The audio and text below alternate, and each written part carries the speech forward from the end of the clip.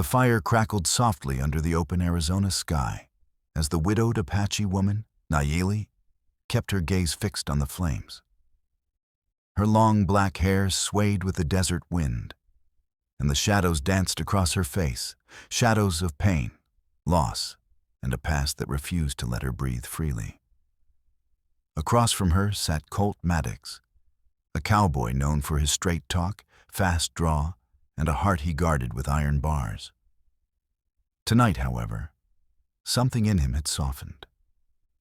Maybe it was the way the moonlight rested on Nayeli's shoulders, or the silent grief he sensed beneath her calm exterior. They had met 2 days earlier when Colt found her struggling to pull a stubborn Mustang away from a deep ravine. The animal nearly dragged her over the edge, and Colt, passing by on his way to the trading post, leaped off his horse and helped her steady the wild beast. She thanked him with the polite dignity of a woman who trusted no one. Since then, they'd traveled through the canyon lands together, Colt escorting her back to her people's settlement after rumors surfaced of bandits roaming the area.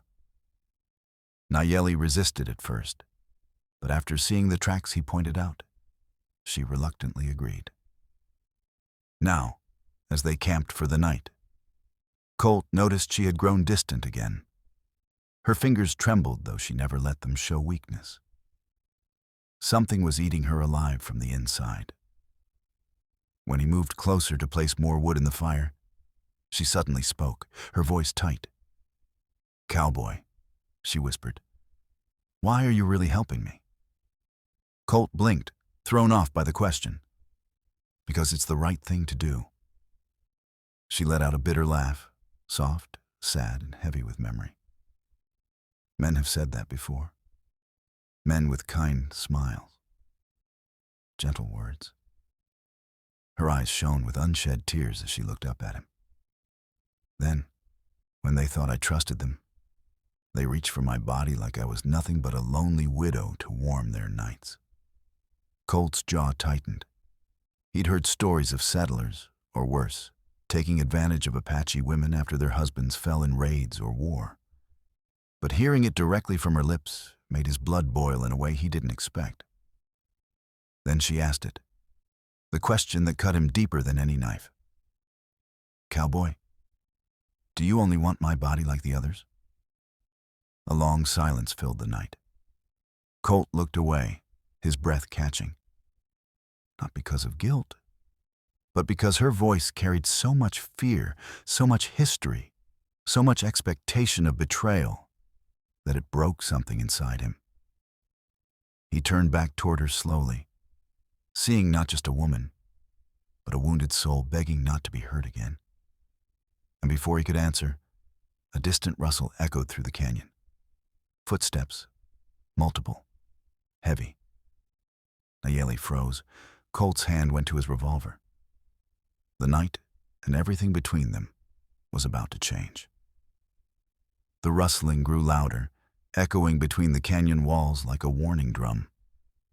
Colt rose to his feet, boots crunching on the gravel. Nayeli grabbed her bow, eyes sharp despite the fear twisting inside her. "Stay behind me," Colt whispered. "I'm Apache," she hissed back. "I stand with you." The silhouettes appeared, 4 men, rifles slung over their shoulders, eyes glinting with greed under the moonlight. Bandits, the ones Colt had heard rumors about, and now they had found them. "Well, look what we've got here," the leader sneered, stepping forward. "A cowboy and a pretty Apache widow all alone in the dark." Colt stepped ahead, blocking their view of her. "You men best turn around. There's nothing for you here." "On the contrary," the bandit chuckled, eyes crawling toward Nayeli. "There's exactly what we want." Nayeli's heart hammered inside her chest. The last time strangers had looked at her like that was the night after her husband died, when 2 drunken traders tried to drag her into a shed outside the settlement. She had fought them off, but the memory was a scar she thought she'd buried. Colt's jaw clenched. "Touch her and you'll regret it." "Oh?" The bandit lifted his rifle. "You gonna stop us, cowboy?" Colt didn't bother answering. His gun flashed faster than the blink of an eye. One shot rang out, hitting the ground inches from the bandit's boot. "A warning," Colt said, voice like steel. "Next one ain't." But the bandits weren't the type to be intimidated. They lunged forward, chaos exploding in the silence. Nayeli released an arrow, striking one man's leg. Colt fired again, dropping another. But the remaining two tackled Colt, wrestling him to the ground. Nayeli grabbed a burning branch from the fire and swung it at one of them, flames sparking like angry spirits. "Run, Nayeli!" Colt shouted, blood on his lip. But she didn't run. She swung again, screaming, not in fear, but in fury at every man who had ever tried to take from her. Colt managed to elbow the bandit, pinning him, and slammed his fist into the man's jaw.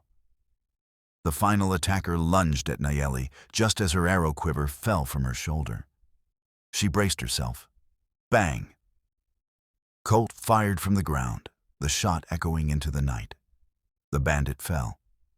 Silence returned, thick and heavy. Nayeli dropped the burning branch, chest heaving. Colt pushed himself to his feet, bruised but alive. Their eyes met, hers filled with shock that he had risked everything for her, his filled with anger that she had even needed protecting. "You asked me earlier," Colt said quietly, wiping blood from his cheek. "If I only wanted your body." Her breath caught. "I want your safety, your peace, your trust." He stepped closer, voice trembling with honesty. "And maybe, someday, your heart, but never your body without your choosing."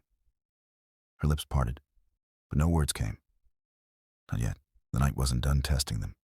By dawn, the bandits were bound, their weapons taken, and Colt had sent a signal fire, hoping passing scouts would spot it. Nayeli sat beside him, wrapping a cloth around the cut on his arm. Her fingers were gentle, but the silence between them was thick, heavy with everything unsaid. "You could have been killed," she whispered, not meeting his eyes. "So could you," Colt replied. She tightened the bandage. "I'm used to danger." "That ain't something you should ever be used to, Nayeli." When she finally looked up, the first rays of sunlight painted her face gold. She studied him with a softness he hadn't seen before. Something fragile, like the moment before a wildfire calms into glowing embers. "My husband," she began, voice shaking. "He was a strong warrior. He protected me. But after he died, men stopped seeing me as a woman. They saw me as a convenience." She swallowed hard. "I thought that's what you wanted too." Colt's eyes softened. "I ain't a saint, Nayeli, but I ain't a thief of a woman's dignity, not yours, not anyone's." Her breath trembled as if she were fighting tears and losing. "Last night, when those men looked at me, I felt that same fear again. But when you stepped in front of me, something inside me broke open." Colt reached for her hand slowly, giving her every chance to pull away. She didn't. "What broke?" he asked gently. "The part of me that believed no man could see me as anything but a body." Her voice cracked. "You fought for me, not to claim me, but to protect me." Colt exhaled, relief washing through him like a cool river. "I'd fight the whole damn world for you if I had to." She gave him the smallest, shyest smile, one he knew she hadn't shown anyone in a very long time. But their moment was interrupted by the sound of horses approaching. Apache scouts rode in, bows drawn, until they recognized Nayeli. She stood, explaining what had happened. The scouts glared at the captured bandits before hauling them away. One of the elders approached Colt. "You protected one of ours," he said gruffly. You are welcome among our people. Colt tipped his hat respectfully. Thank you, sir. When the scouts moved on, Nayeli turned back to Colt, a hint of nervousness in her eyes.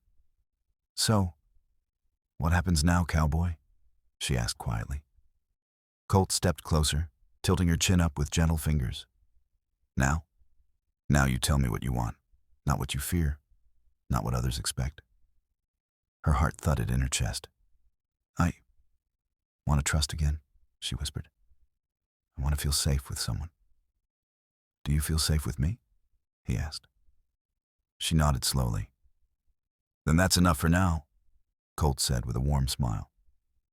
We'll take it slow as you need.